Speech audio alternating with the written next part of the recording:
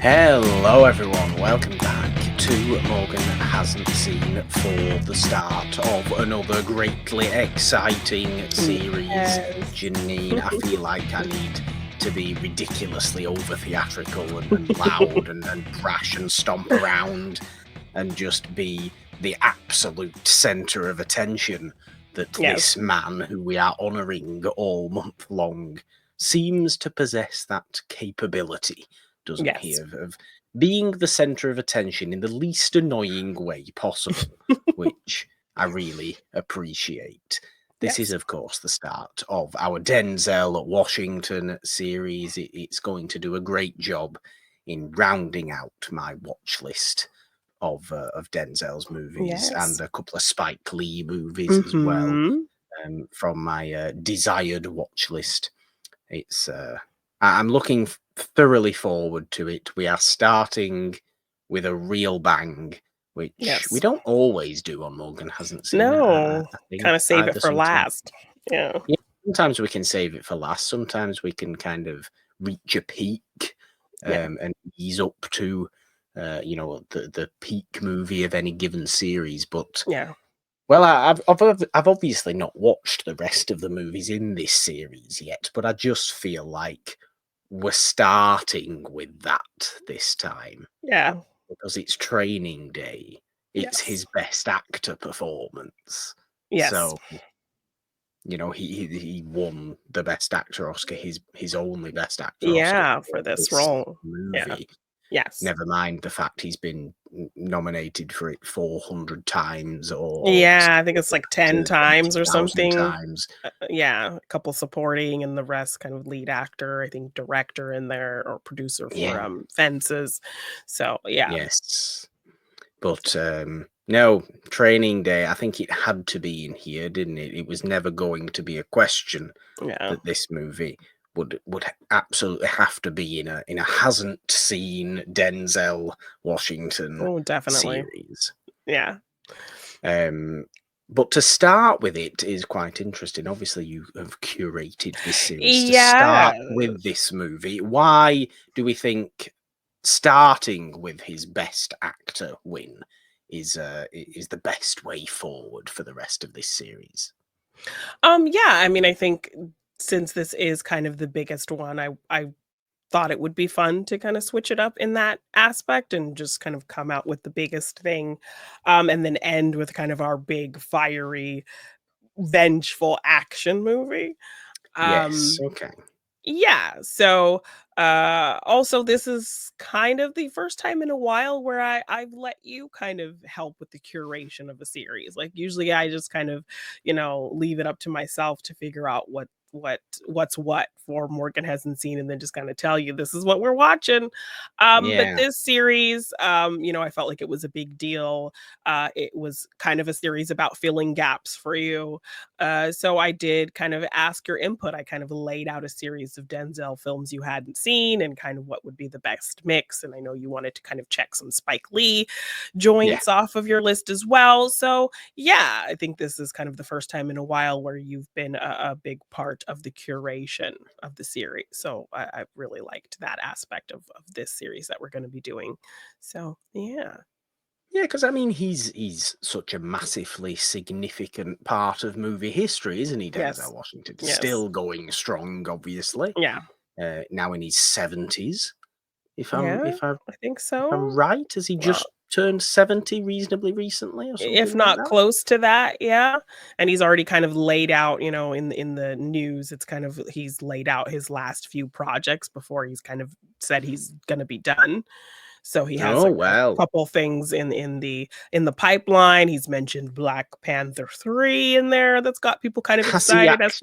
Yes, I mean he said something to that effect that he's been talking to Coogler. So I would like to see him do something with Coogler. To be fair, I think that could be interesting. So I would love to kind of see Denzel in the MCU. I like that, he's. But he'd just be Denzel. It's like Denzel in Gladiator 2. He'd just be playing Denzel, but in ancient Rome, or playing Denzel in Wakanda or wherever he ends up. I don't see him putting on any kind of African accent. Wouldn't be putting on the accent. Would not.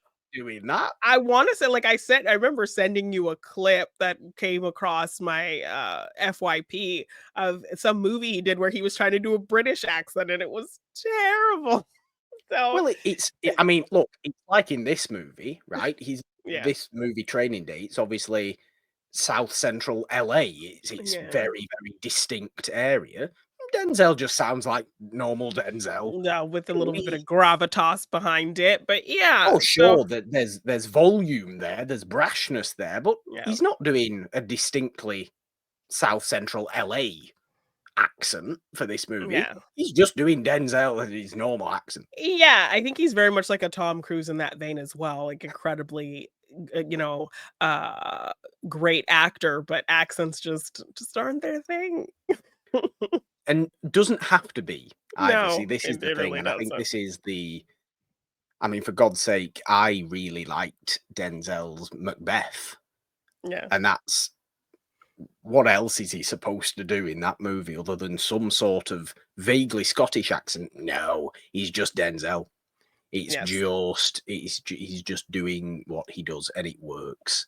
Yeah. Um, that's I think the beauty of him, and because he is such a physical screen presence as well, really comes to the forefront, I think, in Training Day that we're talking Yes. about. He is strutting around this movie. He is Oh, yeah. really showing off in Yeah. this movie.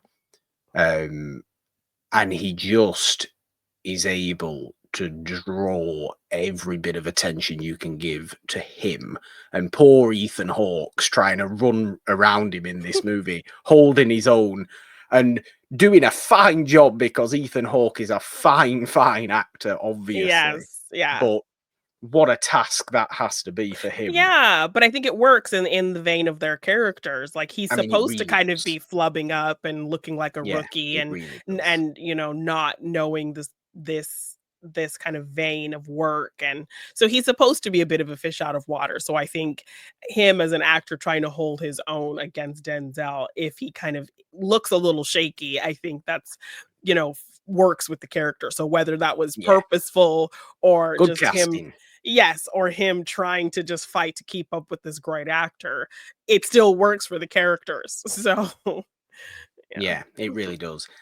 I mean, I kind of want to ask you a fairly pe perhaps difficult question before we Mm, get into not difficult in a scary sense, okay. difficult in a kind of it'll make you think Okay. sense, I think. I hope it will anyway. It's quite a simple question before we get Okay. into talking about Training Day, but Denzel's done an awful lot of movies and really kind of a lot of different styles of movies as well. He's even on one particular occasion done some sort of romantic comedy based material. Yes. Unless you count Much Ado About Nothing in that Mm, sort of yeah. area as well, but that's Shakespearean. Yeah. What's your favorite type of Denzel? Because he's always Denzel. He's always doing what he does. But Yeah. there is distinct differences. He can, ebb and flow into different genres. He can Yeah. play softer, he can play quieter, he can play meeker, and then he can Yeah, play, he can play ego, Alonzo he can Harris. play smug, I think he's won for his most smug characters ever because he won for Glory, and in that film, his character was very kind of Yes. like, in dissent with everyone and very Yeah, argumentative and very, egocentric as well until he kind of yeah, does soften a little bit and become a part of the group, but yeah, so he's really great at things like that. I have to admit I do love him and I love the fact that like in his long storied career, he's only done one kind of light rom-commy type film in The Preacher's Wife. So I absolutely adore seeing that version of him. yes. And Considering it's a it's a great side movie, we a great never. remake. Yes. So I am kind of poised to say maybe The Preacher's Wife just because I we never see him that way, and I love Yeah. getting to see him that way. But I do also love a teacher Denzel, like, in something like The Ah, Great Debaters, okay.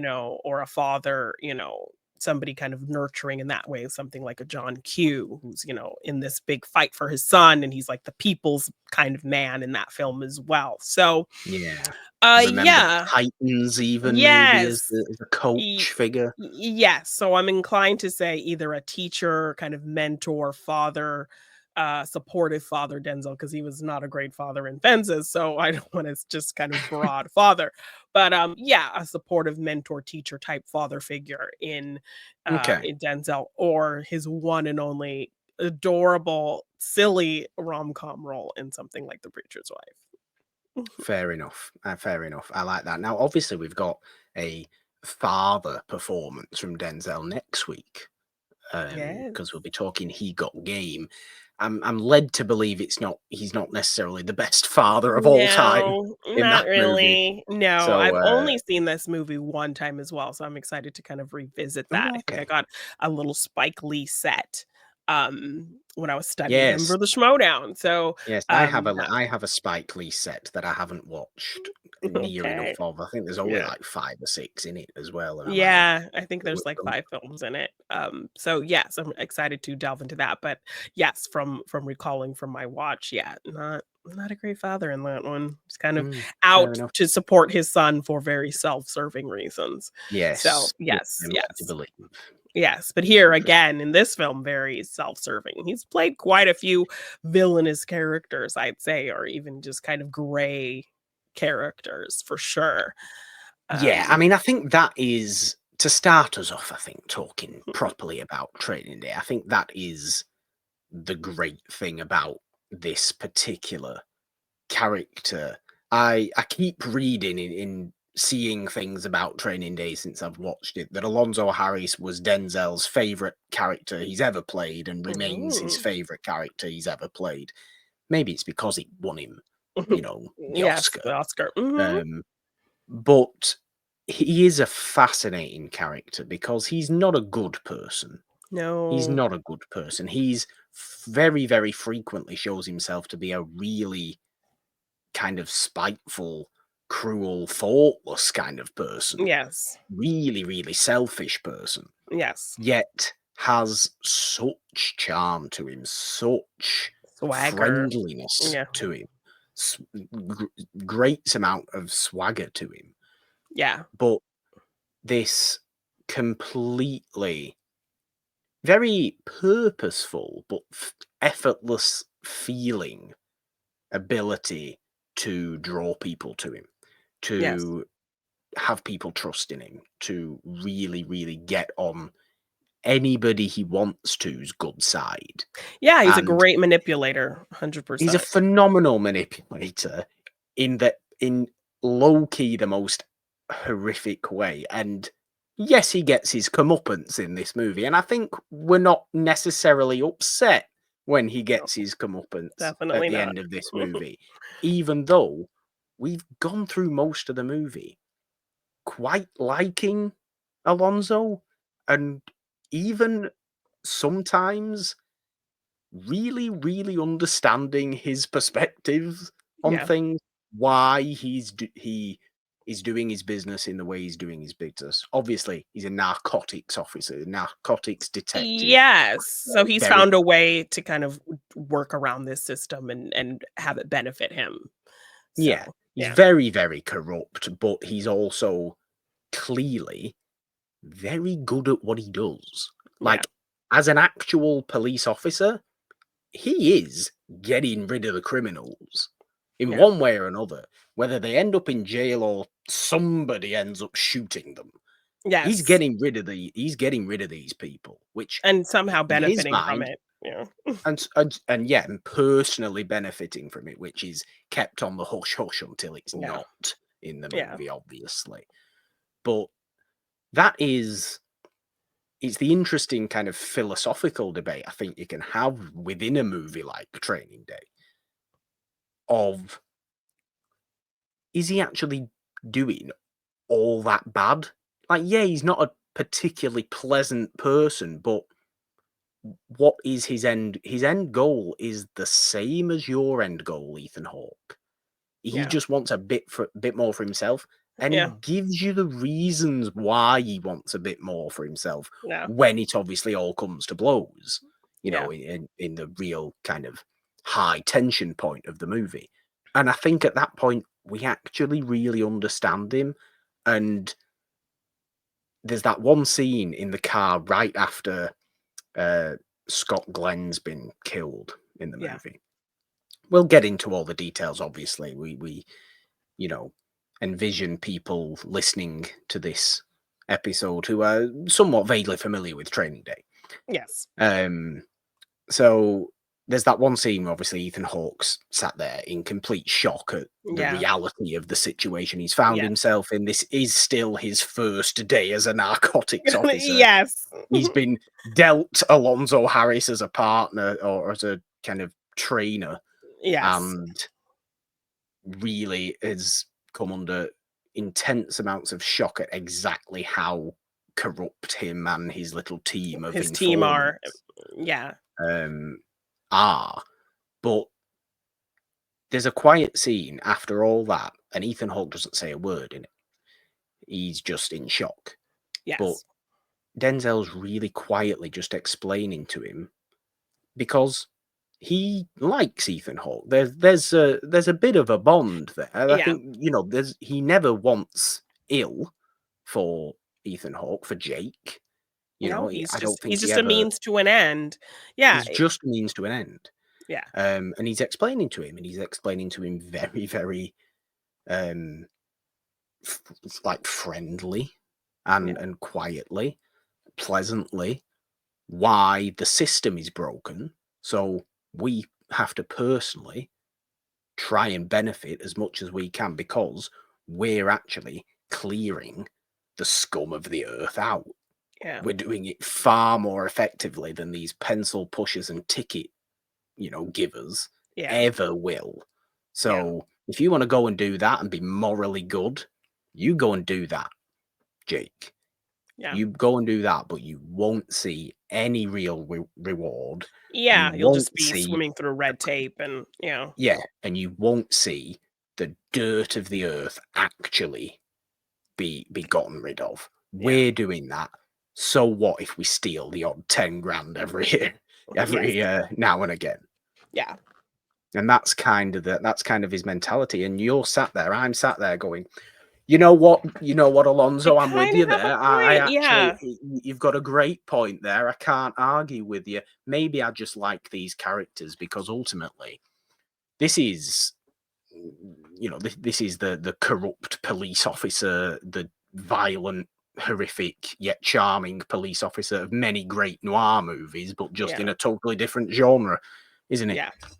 Of gangland crime thrillers of the turn of the millennium, which is a great and distinct genre of its own, but it fundamentally is based around these same corrupt police characters who I always just love these characters. They're so fascinating. It's all about the greater good, and you just hate them.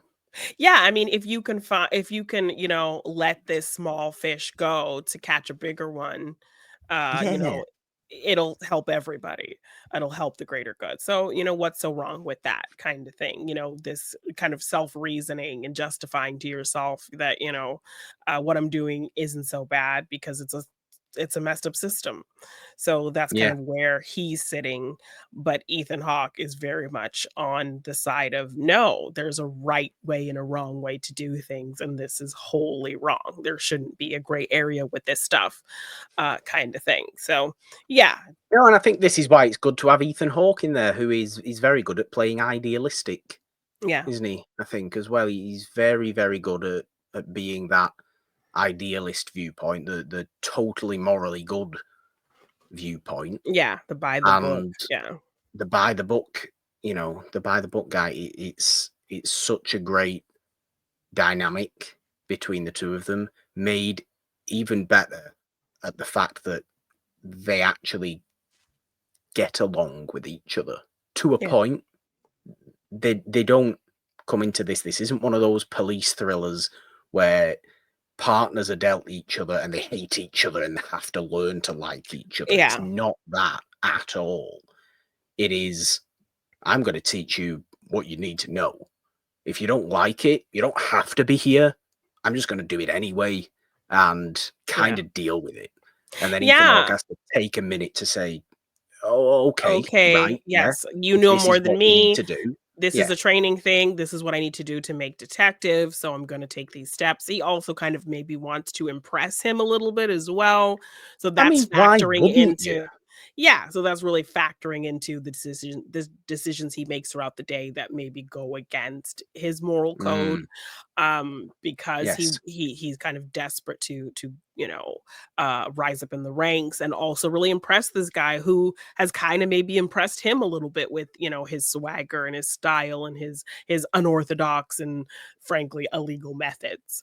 So Yes. yeah, I think there's a lot to his decision to kind of follow Alonzo into some of these crazy things that he's doing throughout the day, getting us to this point where now he's sat in this car silent, as you mentioned, just in shock at how he landed in this situation in the first place. Yes. Well, let's get into the details of how we get to this particularly high tense point then, Jeannine, um, over the course of the rest of the movie, the beginning of the movie, because it starts quite breezily Mhm. almost. We get into it. They're driving round. It seems quite nice. We're just going to familiarize ourselves with these With neighborhoods that we're the dealing route, with. yeah, yeah. The rough neighborhoods, obviously, very, very tough. You don't want to spend too long out on the streets in these neighborhoods because somebody's going to look at you the wrong way, or you're going to look at somebody Yes, the wrong way, or and you're there's gonna going to give be shots yourself fired away. somewhere. Yeah, or you're gonna give yourself away as you give yourself away as a cop, a narc, and this whole kind of Yeah, thing, and you're gonna get shot in a minute. So, definitely a lot of things to navigate. When we do open this film, we see Ethan Hawke with a young wife and a new baby. So that's yeah, kind of where his head's at. When Alonzo keeps bringing up his family, he's like, I don't want to talk about this. I don't want to talk about my wife. Like the fact that he really wants to keep those things separate, and Alonzo is kind of using this as a test to see kind of what buttons he can push with this guy. It's really yeah, like, we already see these early stages of him kind of toying with Ethan Hawke a little bit. So it's interesting to see his methods, and we start to see kind of what gets Ethan Hawke Hoyt kind of riled up in terms of kind of how their relationship develops over the course of this film.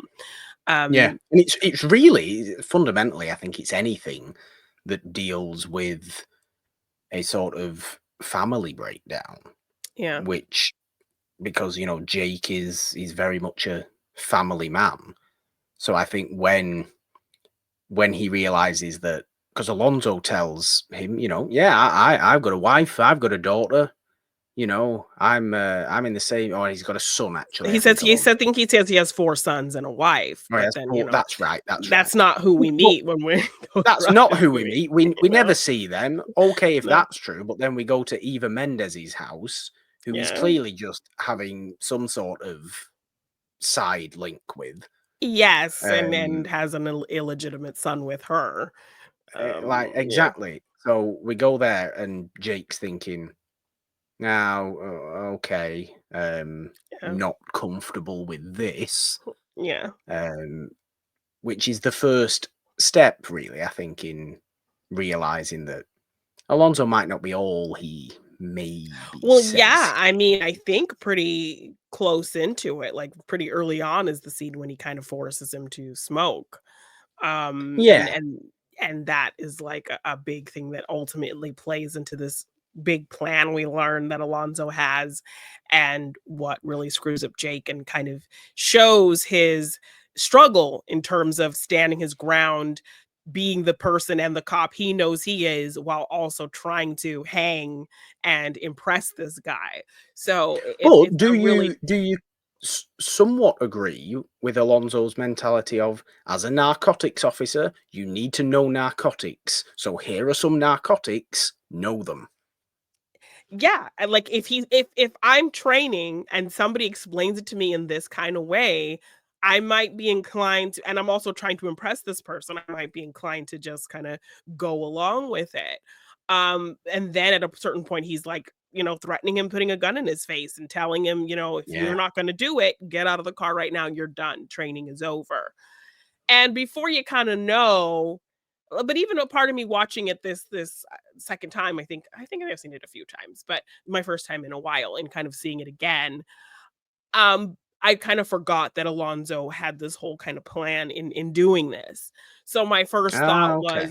my first thought was, well, I wonder if Alonzo would have respected him more had he stuck his ground and said, "No, I'm not doing this. I don't care. You can stick that gun in my face all Possibly. you want. You're not going to kill me. I don't think you, I don't believe you're going to kill me. So do whatever you want, but you're going to train me today, and I'm not doing that." Kind of thing. I think a lot could have gone differently in this movie. Number one, had Alonzo not owed an awful lot of money to the To some Russian really mob, bad which people. Yes. we find out he owes a lot of money to. Yeah. If that's not in the question, I think this is a smooth yet somewhat questionable, Corrupt. Yeah. somewhat corrupt, but ultimately, I think Ethan Hawke gets on board with it. Yeah. If we don't have that, if we don't have this grander need to play this game to get the money that He Alonzo needs for his needs. personal screwed up Yeah, dealings. because it's Yeah. not just that is not even just Alonzo's taking the money for himself to buy himself a new No, car. it's trying That's to keep paying off a himself debt. alive. Yeah, it's paying off a huge debt, and like, yeah, death is the kind of bargain here that he's facing. So yeah, I often, after this watch, I kind of wondered, like, if this had been a normal day without this kind of ultimate plan that required him to use Hoyt in this way, had Hoyt stood his ground, would Alonzo have, given him that respect in that Yeah, way? because Yeah. how often do we see, Alonzo be impressed at Hoyt's stubbornness, Yeah. at kind of, yeah, you could be a leader. You could be a great cop in this Yeah. area. You could do this job perfectly. You stick to the way you are. You're gonna you're gonna do well. You don't back down. You're Yeah. you do what needs to be done. Yeah. And I do think if situations were different, that bond would become even stronger, and maybe there'd just be a partnership of slightly corrupt narcotics cops together, Maybe. but Yeah. ultimately ridding, South Central LA of its prime drug dealers, Yeah. which is obviously what they want to do, and obviously what Jake wants to do more than anything else. Exactly. So yeah, I mean, there are some moments that Jake does kind of impress Alonzo. So I often wonder, like, it had things been a little bit different had he said no, because then even Yeah, after he decides to take it, he takes it in a way where it's like, we're cool, like, you know, I'll do what you say. This is kind of like a cool friends kind of thing almost. Jake's like yeah. laughing. He's like, "Give me that thing, I'll smoke it," like kind of thing. And Alonzo's kind of giving him these accolades and he's liking it. And then immediately he tells him, "Oh, by the way, this is laced with PCP." And Which is why you now can no longer see anything that's not orange e- or green, and exactly. everything looks so hazy. Yes, and Alonzo immediately is like, "It's not like I held a gun to your head. You're a grown person. You could do what you want. Like, I didn't make you do anything," kind of thing. So, this wishy-washy, forcing him to take it, but then Alonzo Yeah, can, and it's a quick scene to show us his manipulation. Like, you held this gun to his head. You talked down to him for not doing it. You made him feel ridiculous for not doing it. You kind of called into question his opportunity to advance, which is what he needs to do. You threatened that. You kind of made him look like somebody who doesn't know the game. Like, if you don't know how these drugs work, how can you, take them yeah, off the streets, kind of thing. So he played and pushed every button to kind of see what would work with Hoyt. And I think that's what that whole day was kind of about as well. His ultimate yeah, plan to get himself out of the situation. But he also was testing Hoyt. The training was him kind of seeing what buttons he could push with this guy to get him to do what he needs him to do. And once he had that in of, okay, I can tick this box, I can push this button, I can rile him up in this way to get him to do this thing. that's what I'm going to use all day long to enact my plan. I mean, So ultimately, kind of what Alonzo wants Jake to do is what they all eventually say Jake does, which is shoot Scott Glenn. But you know, yes. that's he actually wanted him to physically do it, to be as riled up as possible, to kind of just be maybe temporarily a bit trigger happy, so he would.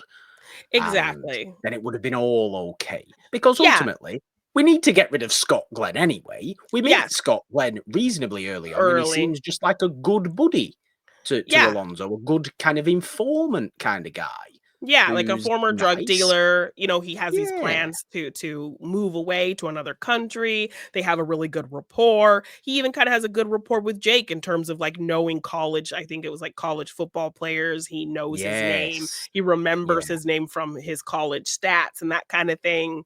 So that already kind of endears Jake to him a little bit. Um, and yeah, so he ends up kind of coming out of the situation thinking that Alonzo and Scott Glenn's character are pretty good friends. But ultimately, it's kind of a part of the ultimate plan that Alonzo needs this guy's hidden money. And the rest of his narcotics team that he kind of oversees, they're obviously just as corrupt as he is because he's kind of the ringleader Yes. of that.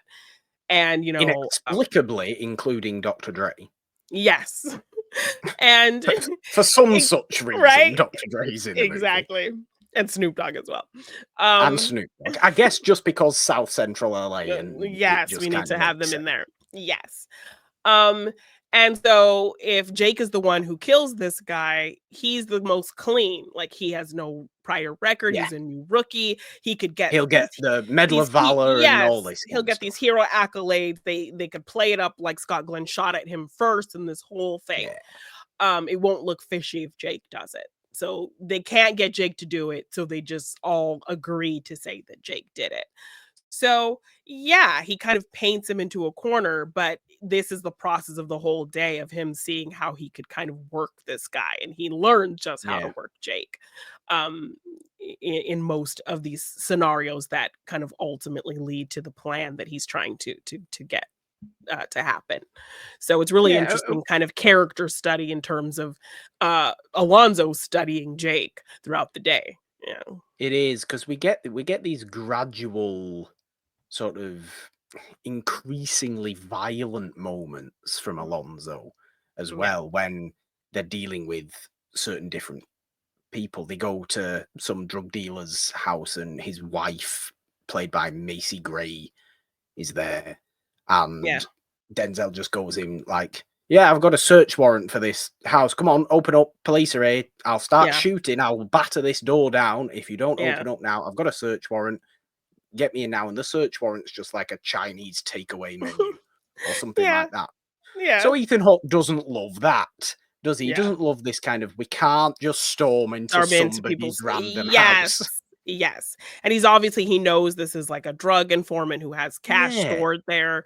So he's kind of sneaking around, ripping stuff up, has Jake watch the woman and her child. And she kind of reads him immediately as a rookie. So Yeah. we're already kind of setting up that factor as well, that Jake is not very inconspicuous. Like people can immediately read him because I think later there's a scene with Snoop Dogg as well, where Is that not Alonzo before? asks Because him. I'm sure, does Snoop Dogg not give them the name of Macy Gray's Yes. husband? Yes. So just several scenes. I'm just talking about kind of several Yeah. scenes that show that people can easily read that Jake is a rookie who's Oh, not yeah. really good at this. He Oh, pretends yeah. like he goes up to Snoop Dogg, who's his character in a wheelchair, and tells him, "Hey, I'm trying to buy some crack." He's like, "Oh, you smell like a pig. I'm getting out of here," kind of thing. So yeah, this kind of really strong illustration of how easy it is to kind of see Jake that way. So I do like that when he gets these moments to impress Alonzo, it does genuinely take him by surprise. So when he sees this Yeah. girl getting raped in an alley, he, Yes. wants him to stop the car and immediately go, and he beats up these two hobos to like save this girl. And Alonzo's just sitting there, smoking a cigarette, watching all of this go down. Yeah. So Literally, arms folded, leaning up against a just very lamppost. impressed. So seeing this guy kind of have a lot of these rookie moments really fall into the trap of Alonzo in terms of smoking that PCP, we're like, oh my gosh, Jake is just not gonna hack it today. But then they do give him these kind of shiny moments where he's actually Yeah. impressing Alonzo. And yeah, and I agree. Like things moments like this, I think on a different day, in a different time, if Alonzo wasn't dealing with what he's dealing with, he might really like Jake and really kind of uh be impressed by him. So I Yeah, like he's this kind of balance of this character in terms of seeing him kind of falter and mess up, but yeah. also be really good at his job. So we're not kind of seeing him as a failure this whole day who's just kind of easily manipulated.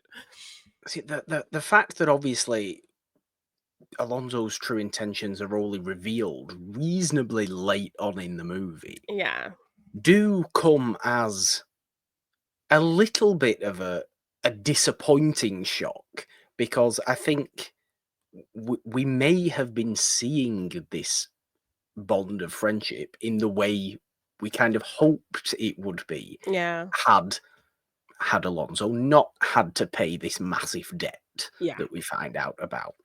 Um, Moments like saving the girl from those two homeless crackheads or whatever they are. Yes, which also is an amazing situation because this ultimately saves his life later in the film. So It does. It I does, love yeah. this kind of crazy twist of fate that happens with I mean, this moment as well. Yeah. it's an incredibly noble thing for Ethan Yeah. Hawke to just go and do, because he could have quite easily ended up getting killed at that Yeah. point. These two had weapons on them, Yeah. so he could have done, but no, he holds his own. He's, boot camp training comes in good, as Yeah. Alonso keeps ribbing him with and joking with him Yeah. about. Oh yeah, you get that from training. Got him in the choke all day. Well done.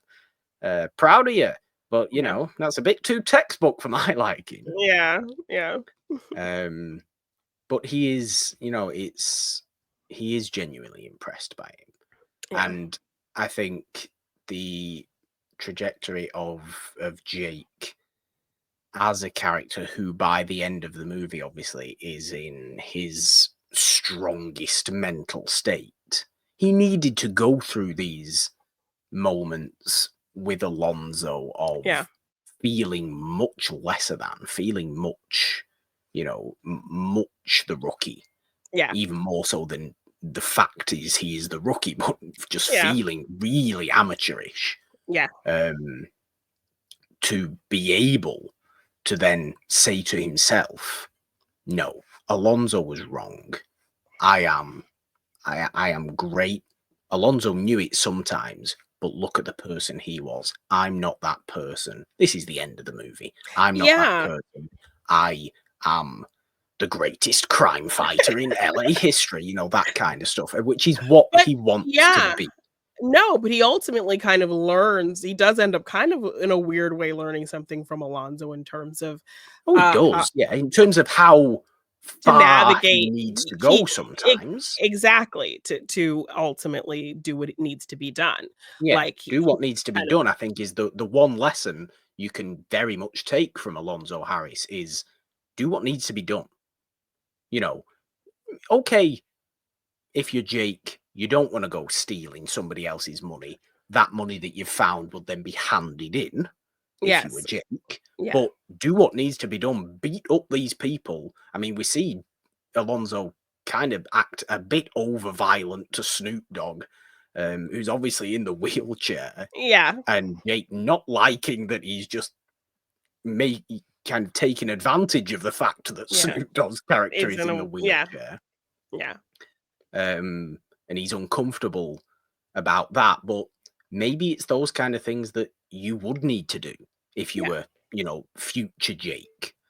Yeah, because I don't know that he would have been able to stand up to Alonzo at the end of this film had he not gone through what he went through this whole day.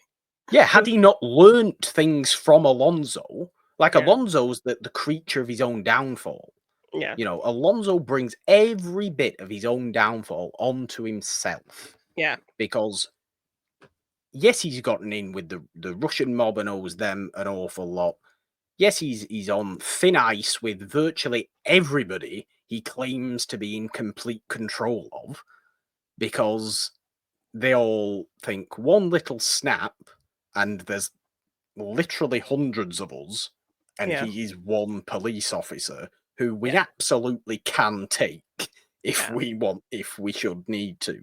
Yeah. And they kind of all realize this at the end, prompting one of the great middle finger speeches in movie history, I think, from Denzel at the end of Yes. this I mean, movie. I would like to think you were probably pretty aware of some lines in this kind of big final speech before you had even Yes, I seen this was. movie. Yes, I Yeah. was. I was aware of, not word for word, not Yeah. beat for beat, but definitely when that speech turned up, I was like, I've seen Ah, I've this. seen I've this seen before. this. I've Yeah. seen this before. Yes, and like I like that you say kind of he is kind of the creator of his own downfall, because He we is. do see once he kind of is walking through the community, we see him pass people, and as he kind of gets by them a little ways, hear them kind of lamenting his presence and not liking Yeah. him, and we Like, they hate might him. Oh my shake his gosh. hand or, give him a bit of Yeah, a fist thank bump him. or "Oh, you whatever, got but my cousin out of jail," kinda thing, but yeah. then they know that's kinda what they gotta do to survive to get by,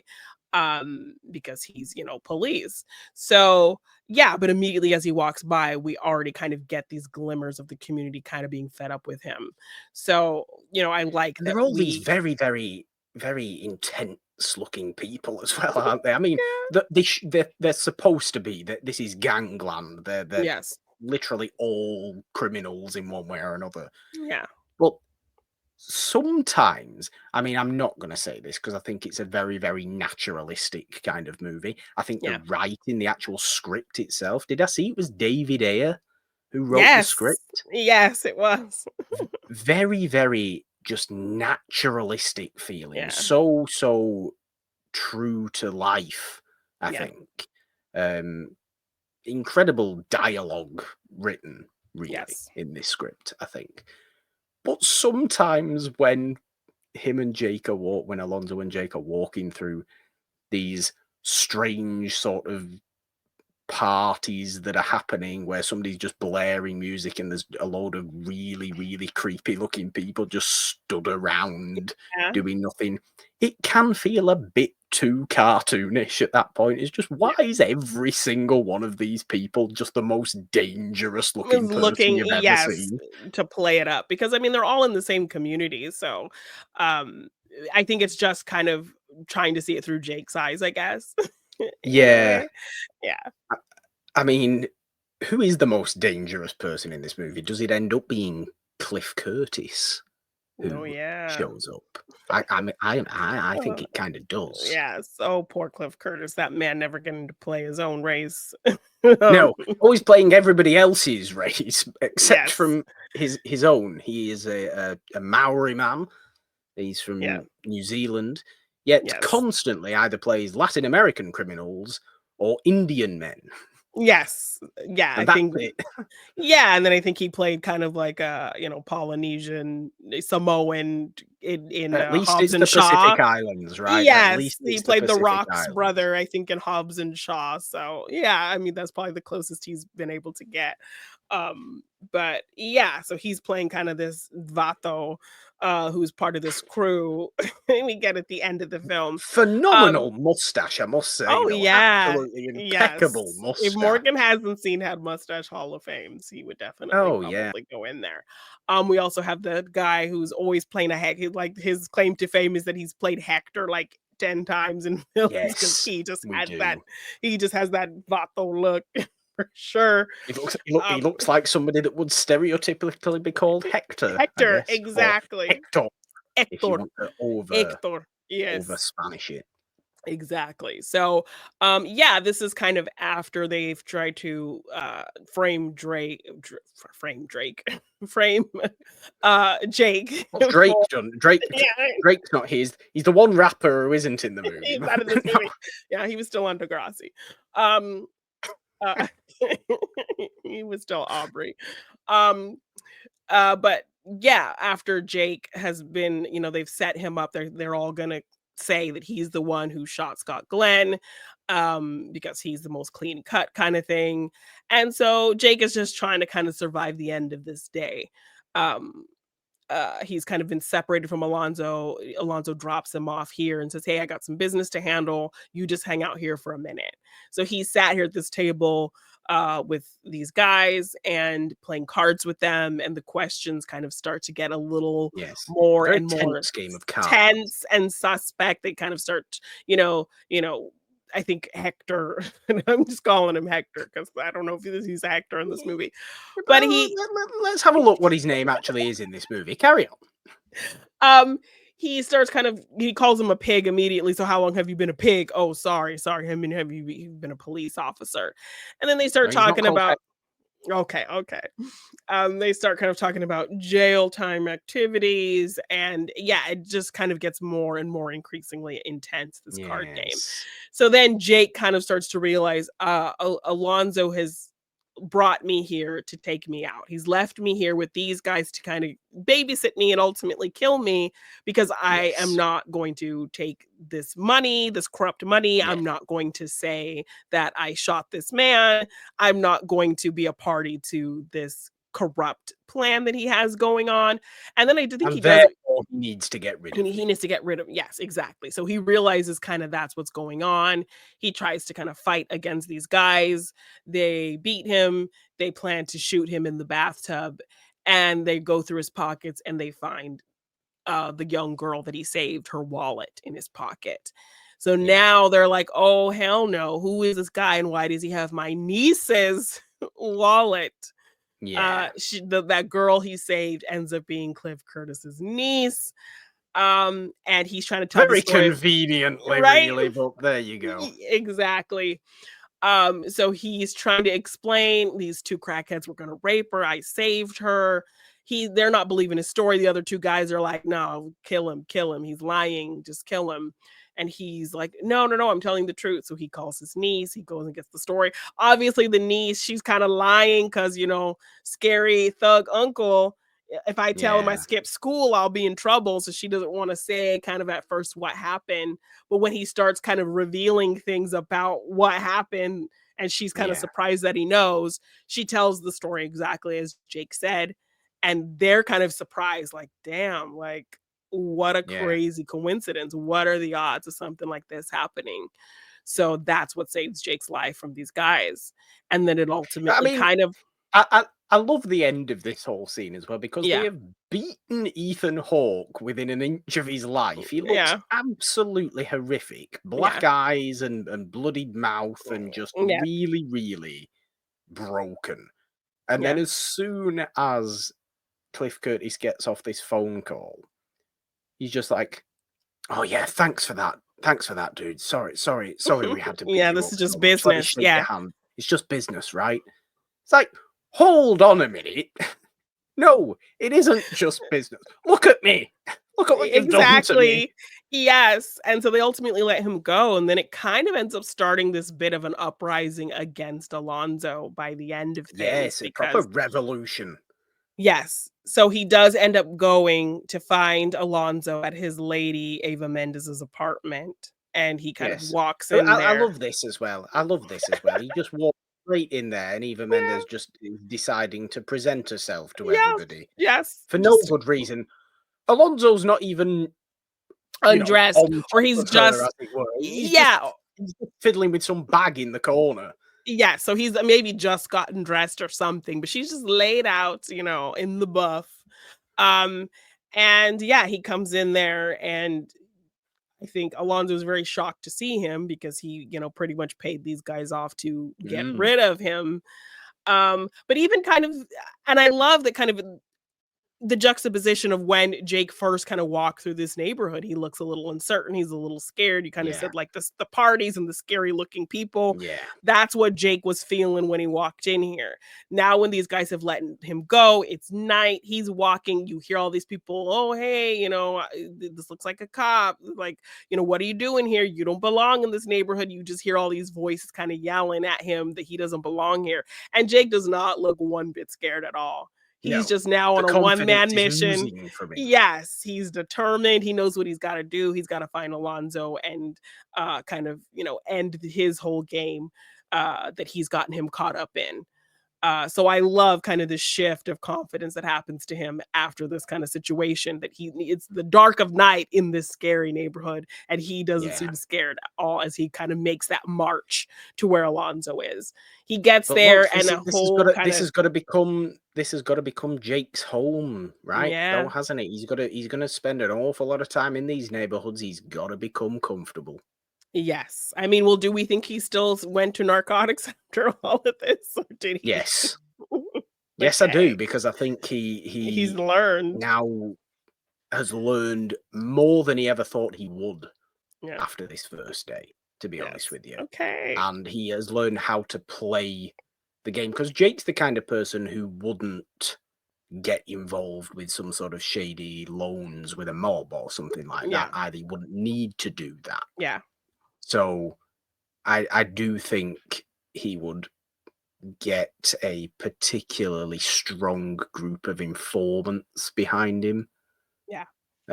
within this neighborhood, and be able to play that game, play that chess game, as Ye Alonso calls it. That's a really good point because then also he's kind of, we've heard the rumblings from the community about how they are fed up with Alonzo.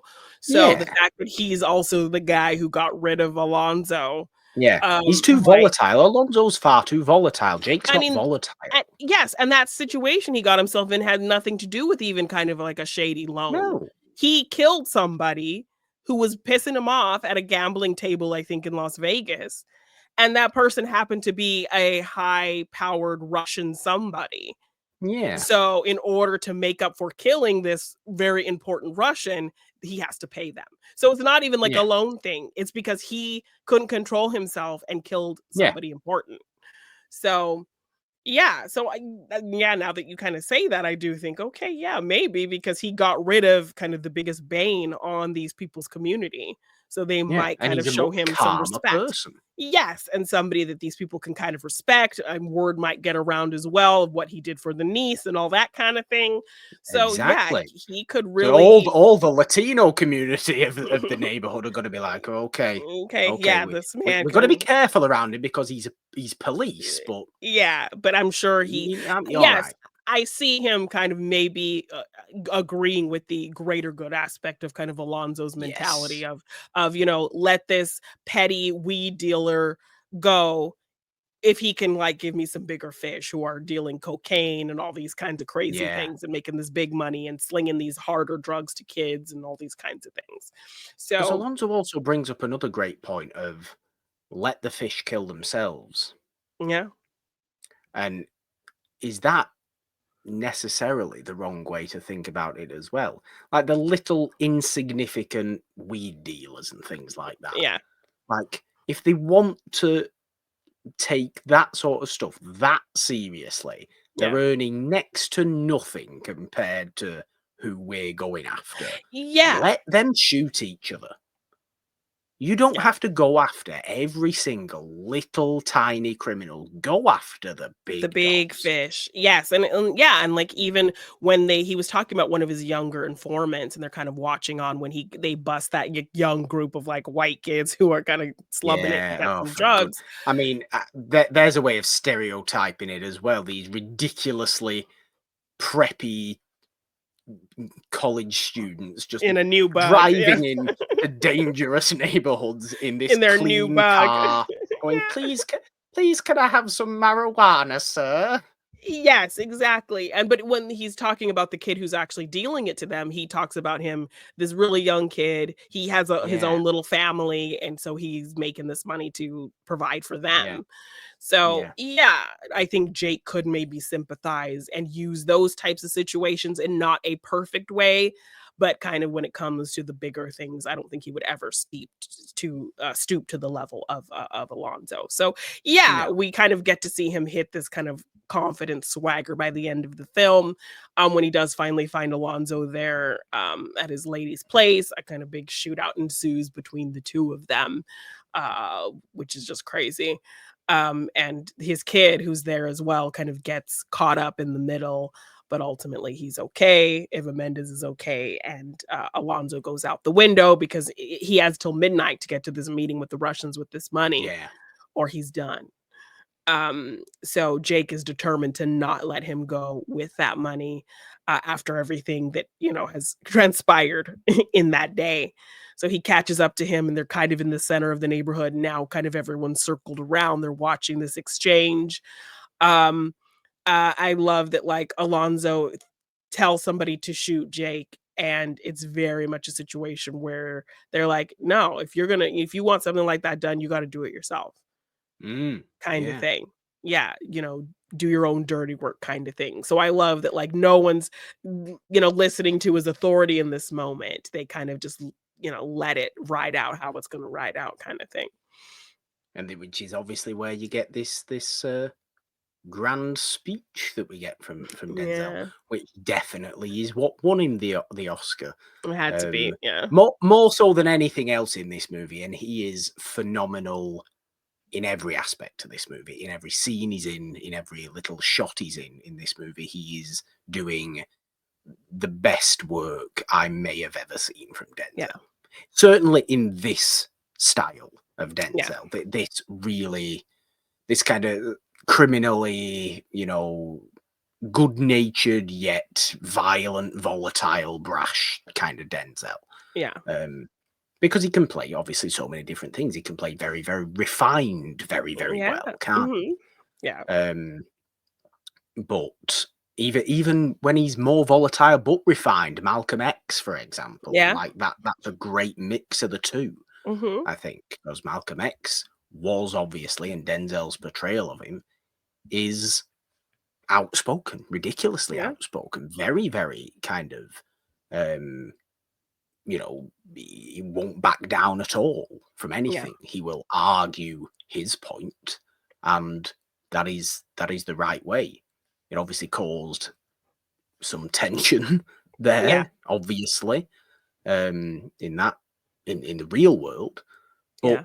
Malcolm X was always a very refined person, always very smart, kind of really respected, well-spoken, Yeah. eloquent person. And Denzel's able to play that Yes. Yeah. phenomenally as well. Yes. So, and that's much earlier than Training Day. That's like nearly 10 years earlier than Training Day. Yes. Yeah. So he is just absolutely outstanding in this movie. But as soon as this speech starts, and as soon as I realized, this This is is what the I actually moment. know from Training Day. Yeah. The little despairing laughs he's giving throughout this, and just looking around and calling all these people out for what he thinks they are, Yeah. and the entire community just taking none of it from him No, they're at all just all. stood there And then watching this he moment. starts doing his stomping, and King Kong hasn't got whatever he says about King Kong. I forget actually what he says about King Hasn't Kong. got shit on me. Yeah. Yeah. That's a great line as Yes. well. So what are you gonna do? Climb up buildings now, Alonzo? What are you going to do? Exactly. Fall in love with blonde women and climb up buildings? That's Yeah. all King Kong did. Yes. Don't even Knock down a compare few yourself to that cranes. gentle giant King Kong. King Kong was a lovely person. He's such a good guy. You're But not. no. Um so yeah, I think we get to see the community kind of turn on him in this moment. No one's offering him help. Nobody's got his back. And Jake is kind of stood there in front of him. He doesn't and he's still seeing Jake from earlier in that day. He's kind of Oh yeah. taunting him, "You're not gonna shoot me. You're goody goody. You're not gonna shoot me," kind of thing. He's like, "I'm gonna get this money and I'm gonna go to my meeting and you're not gonna stop me." And Jake is like, "No, you're not." And he's like, what are you gonna do? Shoot me in the back? You ain't gonna shoot me in the back. I'm going." And he goes to lean down to pick up that money, and Jake shoots him in the ass. And I just love this serious, intense moment. "You shot me in the ass." Like, it's so good. Yes. Yeah. I mean, he gets more than shot in the ass eventually, doesn't he? Yes, he is Does poor able. old Alonzo. Yes, he is able to get in his car and get away. Um, but it's too late at that point. We find him kind of at the big set piece of the LAX, kind of the big letters that you see. Yes. And he's stopped there by the Russians, and no questions asked, no conversation, anything. They just No. shoot up his car. He still gets out, and yeah, he's done. He gets the He's bond. Bonnie and Clyde, as I Clyde, like to call it. essentially, That's what yeah. happens. He's peppered with as many bullets as you could Yeah. possibly wish for. Yes. By these totally unspoken Russian people. Yes. He hasn't lived up to his end of the deal, has he? Yeah, He exactly. hasn't Yeah. held up that. So this is what you get when you deal with these kind of people. These people do exist, and it's very dangerous. It's a very dangerous world you're mixing yourself in, Alonzo, and you've got to be much calmer than you are, as clever as you are, as well, good as a manipulator as you actively are, and as sometimes a intelligent perspective as you have. You can't be so quick to anger. Yeah, because I mean, when you kind of hear how he's laid out this plan, you think it's kind of brilliant. And, oh, okay, I know I'm going to be doing this training with this rookie. I can use him. I could use him to get away with this plan. Um, and he even kind of tells Jake at a certain point, like, you've been planning this? He's, yeah, I've been planning this for weeks. Like, so there's a glimmer of thought that you think, Alonzo might get away with this, because look how deep it went. Look how long he was thinking about this, planning this whole thing. So ultimately when he doesn't, yeah, it is of his own kind of just screw up of being too hot-headed and underestimating Jake. So yeah, ultimately, and I love this ending of Jake kind of getting home. He's walking into his house, and we just kind of hear this news report playing. And we're just hearing how decorated Alonzo is. We're hearing this, how like, ridiculously decorated Alonzo yes, is. this beloved, great hero cop was gunned down in a kind of a rogue drug deal gone wrong kind of thing, is how they play it on the news report. So just hearing the news give him all these accolades, and that definitely not matching up to the person we've seen throughout the course of this day.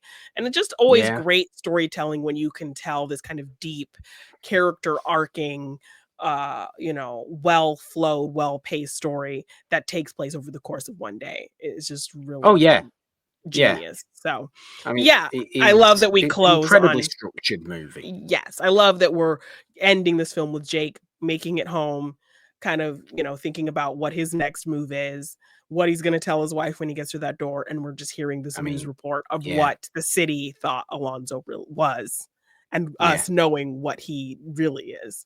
So yeah, I do like that news report as well, because I think when earlier on in the movie, Alonzo kind of jokingly starts reciting a news report of how they would report Jake's shooting of Scott Glenn.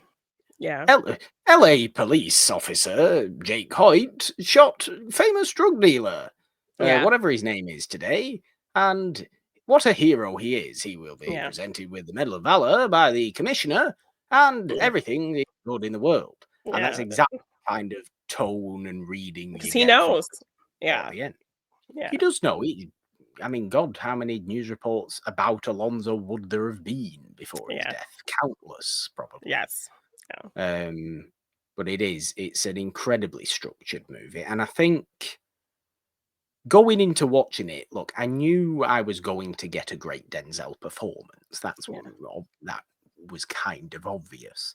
But I feel like sometimes with this particular genre of movie, this gangland crime, thriller of this era, I think sometimes I can view them a little stereotypically, or like that. I don't think that's me viewing them as that. I think that's what they're giving me as a viewer. Generally, sometimes they can feel a bit generic. It's like, oh yeah, there's the same drug dealer character that you've seen in Yeah, your every other same goddamn informant. movie, your Yeah. same informant. But there was something so different, I think, about Training Day that all those little characters never ever felt like stereotypes. Yeah. And that comes down to the writing. All those little characters never ever felt anything other than genuine people that you could actually run into and meet, which is like even Alonzo, as over theatrical sometimes as he is, there will be narcotics officers in Los Angeles like Alonzo Harris. Mhm. There, Yeah. there will be. There will be today people Yeah. like that. Never Yeah. mind 25 years ago. Yeah. So that, I think, is what set this one apart and has elevated it in my in my mind, I think. Okay. Because it was a movie that I've always been told, oh, yeah, it's so good, So good. Yeah. Great it's performances. just Yeah. incredible. But it's also that kind of movie that I would have always thought, I mean, it's just going to be the same kind of thing with one great performance, but it's not.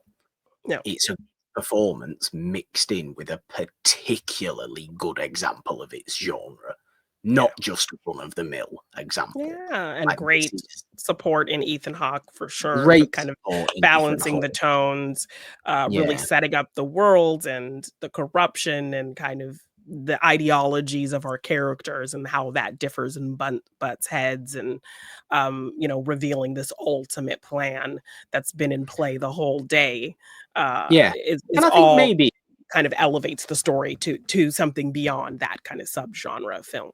yeah, and I think maybe it takes a certain maybe if you were to watch this movie as a 14, 15-year-old or something like that, you probably wouldn't get as All those nuances. or you wouldn't get the nuances within it, you wouldn't get the kind of genuine kind of philosophical intelligence that sometimes it comes with these discussions of the greater good, these discussions of the ultimately corrupt police system and how we can just have to play within that Yeah, to our own ends. And is that the most reasonable way of going about things? Because it's not my fault, it's the system's fault yeah. and things like that.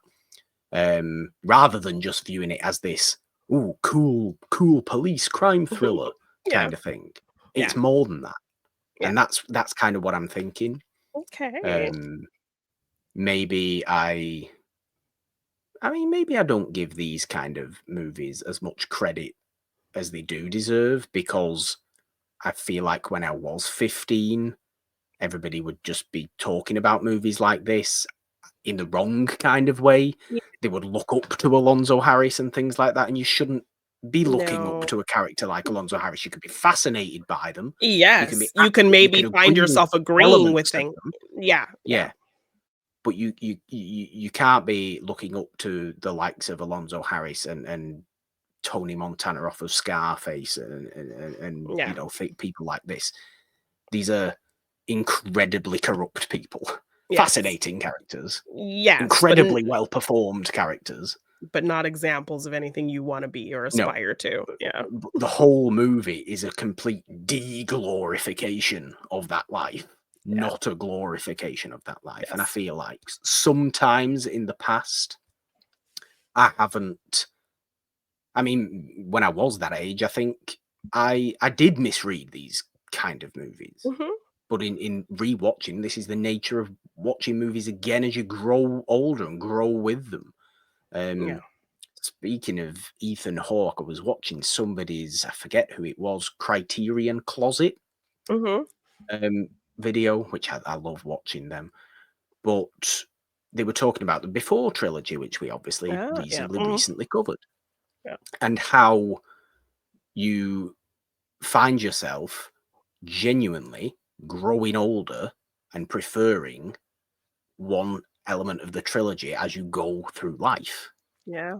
because it speaks to you more and In a more and different more phase. Yeah. in a different phase. You can still appreciate what came before. You still, I said, I think as much on that series that I was really into Sunset Yeah. Sunset was my one. I get Sunrise because Sunrise is so idealistic and so young, great love, and it's all this perfect day situation. Yes. And of course, you're gonna love that if you're 16. You're gonna be all over it. Yeah. You're not and gonna really get Sunset and Midnight. I don't get Midnight.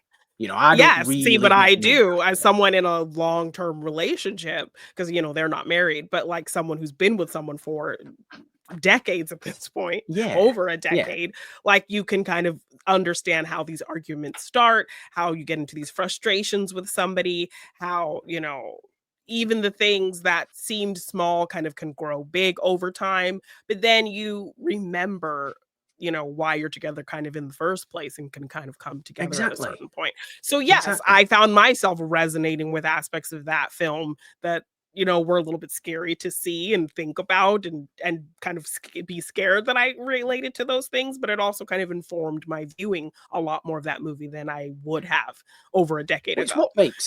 It's what makes all three of them incredible movies.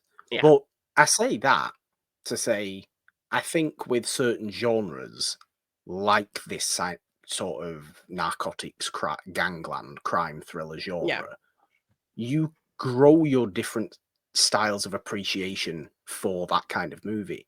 Maybe when you're 15, 16, you love this movie for the wrong reasons, ultimately. But you still love the movie. You're still going to talk positively about the movie. So is that wrong? It's a misreading, but is it wrong? And then when you grow older, me now as how old am I? 28. I forget sometimes. Can look at it in this much more grey style. And then, maybe I go back and watch Training Day when I'm 40 and think something a little bit different about it and see absolutely no redeeming quality in Alonzo whatsoever. But then also just So generally, it's interesting. And generally also kind of lends itself really well to rewatchability, because then now that that Alonzo has this plan, you can kind of really delve into the moments of manipulation and when he was doing what and how did that whatever played into his plan and all that kind of thing, and can really clock his timeline of this plot that he had been enacting the whole day. So it's fascinating. I love this as a starting Denzel movie for this series. I'm thinking, actually, would it be a good first Denzel movie to show someone if they hadn't seen any Denzel movies whatsoever?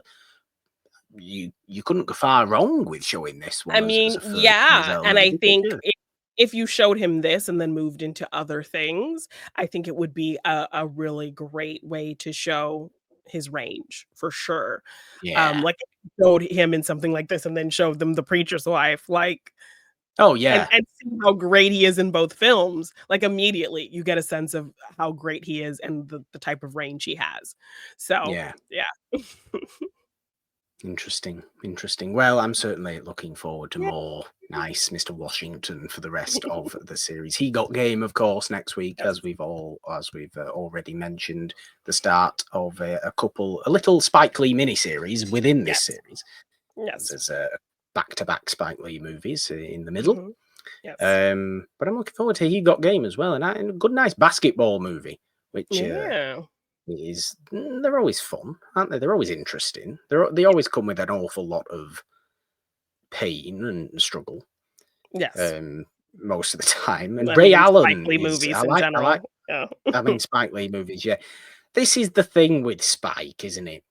This is the thing with Spike Lee that I think we should all actually really, really appreciate him for. I know we probably are going to say this as much over the next 2 weeks, but he's able to consistently make movies that are so dazzlingly kind of visually captivating, and you really like everything going on in them. You like the people.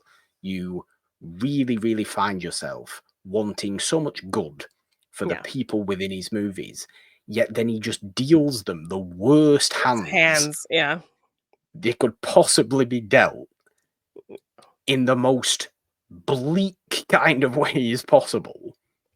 yet Yeah. still has this colourful flair to it. Yeah. Never better than in Do the Right Thing, I don't Oh think. my Still, never gosh. better Yes. than in Do the Right Thing. Yeah. Because the entire movie is just like, oh, I mean, it's tense, yeah, okay, but, you know, it might turn out all right. And they just, you know, Sal and everybody and John Turturro might just get a bit of a beating up at the end of the movie, and then it's going to turn out all right. No, that's not what you get in Do the Right Thing. You get the complete opposite of that. You get full-on race war and death, and that's how the movie ends. Yeah. Oh, thanks for that. Yeah, thanks for the so rough. Thanks for the rough ride you've just given me there. But I mean, well done, phenomenal, incredible. You know, but now I'm thinking about miserable things, and yes, that's the point. Of course, that's the point. Yes, that's the message. Yes, that's what he wants you to do. That's the message. Yes. That's why we enjoy his movies. Yeah. But he's very good at it. Yes. He's very good at doing that. Definitely. So yeah, 2 of his films coming up. So that'll be great. And these are 2 I haven't seen in a while. So I'm excited to revisit them as well. Because Spike Lee was another one that I studied quite a bit, yes, in the Schmodown. So I went through a lot of his films for the first time when I did that, and I haven't watched them since. So it'll be really great to revisit these 2 Denzel Spike Lee joints. Yes, very exciting indeed. But of course, there we go for this first episode of the series. Training Day from 2001. Antoine Fuqua directs it. We've not even mentioned that. Yes. Antoine Fuqua obviously has done quite a number of movies with Denzel now. Yes. Up to this point, and they have a lovely partnership going on. It's a brilliantly looking movie as well. You know, it's really, really crafted well. So a phenomenal amount of credit goes to Fuqua for creating this world of the movie, as well as obviously David Ayer, who wrote it. But this is not the only show we have on the It's a Wonderful podcast feed. The main show is there every Friday, celebrating old movies as we love to do on there. Do subscribe to this podcast feed wherever you get your podcasts on all major platforms. Leave your comments, your ratings, your reviews, all that fun stuff. Subscribe and ding the notification bell on the It's a Wonderful Podcast YouTube channel for all the fun stuff we have there. If you would like to support us on Patreon or donate in any way, there are links in the description of this episode to go and do that. And of course, you can just find us on social media as well, on the app formerly known as Twitter, at It's a Wonderful One, also on Blue Sky at It's a Wonderful One. You can find me on the app formerly known as Twitter at The Purple Don, with a 3 instead of the E in the because, Jeannine. 3 is a magic number. On Instagram, TikTok, and Blue Sky at The Purple Don. All your training is where, I guess. You can find me at Jeannine Bean _ on Twitter, Jeannine Bean on Instagram, at TikTok, and Blue Sky. If you want to get any merch for any of our shows, just check the description for the link or search G9 Design on tpublic.com. And if you want to purchase any of my art in print form, you can find that at my Big Cartel shop, g9design.bigcartel.com. I couldn't have said all your hard drugs are where. Oh, yes, please don't. That's a false, inaccurate statement.